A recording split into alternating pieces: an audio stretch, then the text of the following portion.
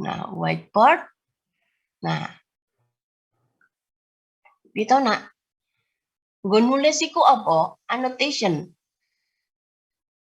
Pakai apa nak?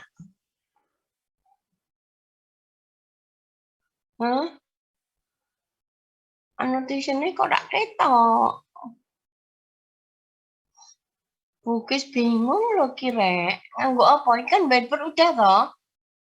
Annotationnya di mana?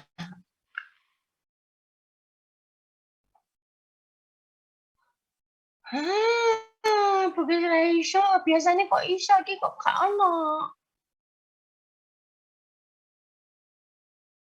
Stop share sih, weh.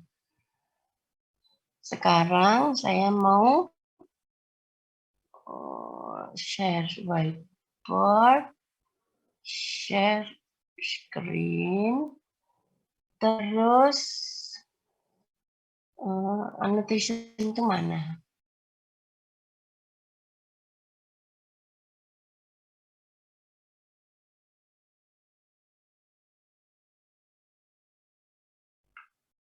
Oh, ketemu. Si. Oh, maaf. Mana? Jadi ini Bukis coba ya gambar ya nak ya. Wah, dan meleok-meleok ya rapopo lah ya. Nanti kalau kita offline. Nah, kalau ini, nah karena laptopnya Bukis laptop jadul ya. Jadi ini IT diagram ya, misalnya ini. Oh, kita pakai yang ini. Nah, ini sebentar. Nah, ini kan baca hipo ya. Jadi ini pakai A3, kemudian ini adalah A, ya, Bukis cat aja. Nah, ini A1, yang ini adalah ACM, ya. Misalnya baca 0,1% karbon, ya. Bahwa semakin kecil, maaf, ini harus diberi dulu, ini apa? T, waktu, dan ini adalah temperatur.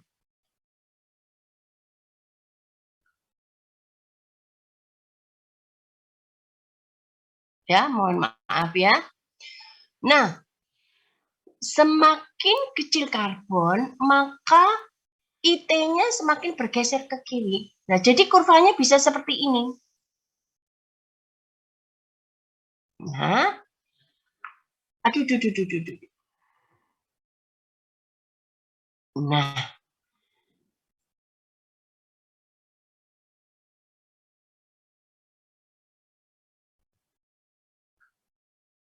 tuh. Jelas teman? Nah, ini MS, yang ini MF. Nah, yang di sini awal transformasi apa di sini? Austenite menjadi perit. Yang di sini awal austenite menjadi perlit. Yang ini akhir.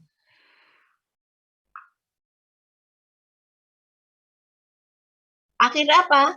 Ya, akhir transformasi. Austenite menjadi perlit. Nah, bayangkan kalau dia di sini baca 0,1 ya. Nih. Kalau di sini didinginkan cepat, mana hidungnya? Nggak ada. Ya, ini mungkin ya ke atas begini. Nggak akan terbentuk, maaf ini bagi salah ya. Tidak ada MSMF, ini semakin tinggi nih MSMF-nya. Ya. Jadi dia tidak bisa dibentuk magnesit karena ininya tidak ada, CCR-nya tidak ada. Atau CCR-nya besar sekali. Ini mepet sehingga sulit untuk diperoleh. Jelas teman? Mas Wilson, tak stop share ya. Ada yang ingin masih mau menyambung? Nanti kalau kita offline, Bukis bisa jelaskan lagi ya. Nanti dari sisi pembentukan martensit, kandungan karbon itu tidak cukup untuk membentuk martensit. Ya, karena martensit dibentuk tanpa difusi. Ya, dengan proses slip. Sedangkan painit gabungan antara keduanya dengan proses slip dengan proses difusi. Ya, dengan diffusion, proses diffusion transformation dan diffusionless. Oke, teman? Sampun nggih?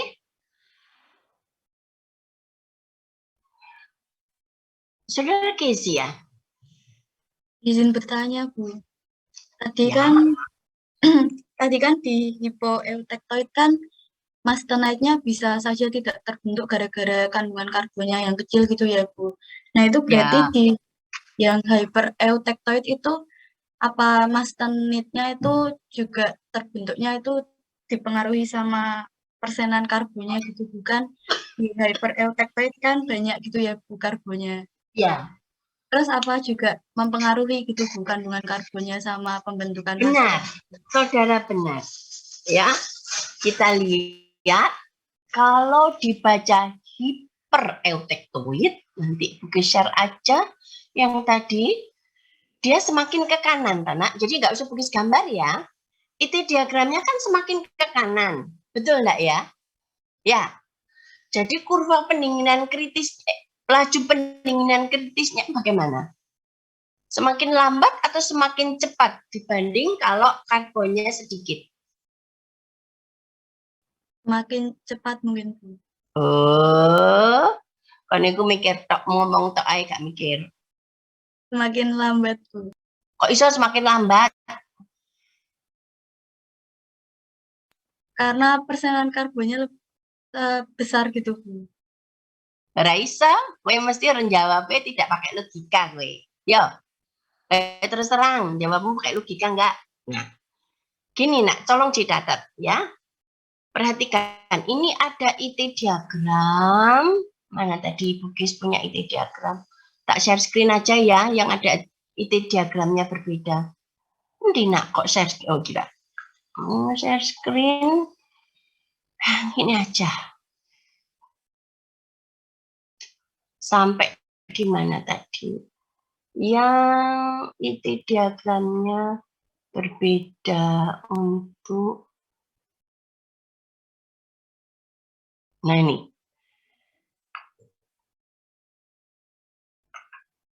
Nah, perhatikan ini nak.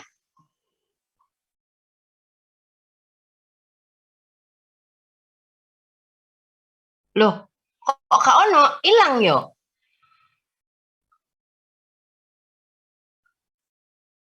Bukis kok hilang toh nak ini? Hai, sudah melihatnya? Sudah terlihat, Bu. Oke, saya ingin perhatikan.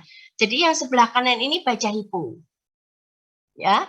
Yang sebelah kiri ini baca eutectoid. Ya, lihat ini hidungnya semakin ke kiri toh. Harusnya semakin ke kiri atas ya, bukan ke bawah ya. Karena ini skalanya sama. Ini kan menunduk ke bawah, harusnya semakin ke atas. Ya. Nah, perhatikan. Kalau laju pendinginan kritis adalah laju, kalau dari sisi yang tampak, itu laju pendinginan, gambarnya kurvanya itu menyinggung hidung sampai ke bawah sini. Kalau dia menyinggung hidung, maka dia akan memotong MSMF. Itu annotation-nya mana sih nak? Oh, ada. Oke, ada annotate. Oke. Ya, nih. Jadi laju pendinginan kritis itu di sini. Gambarnya itu seperti ini.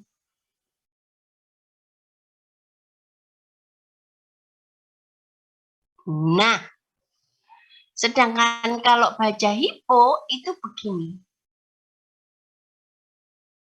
Nah, kira-kira untuk baja hipereutectoid bagaimana? Lihat ini. Ya, untuk sampai ke temperatur 200 misalnya, ya, dari temperatur berapa ini?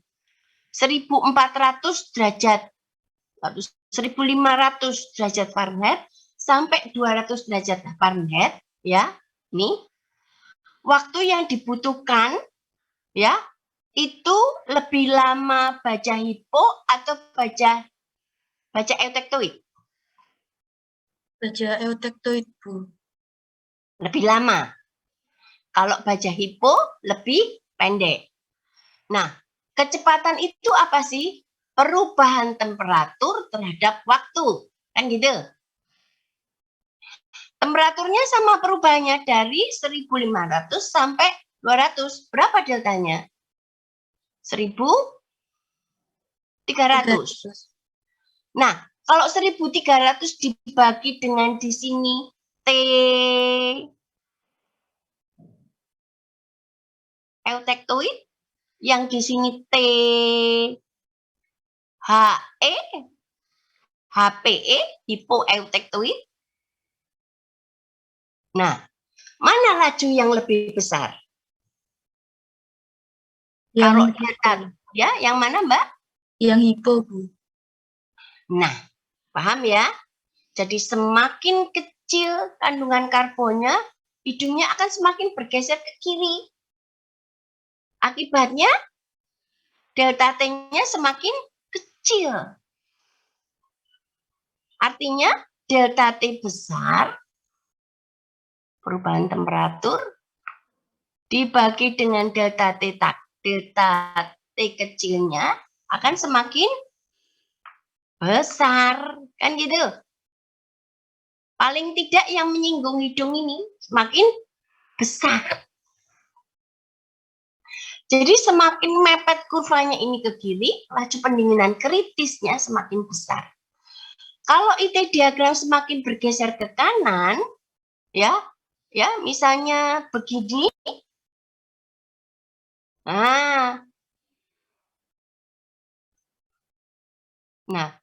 ya ini disebut CCR atau critical cooling rate.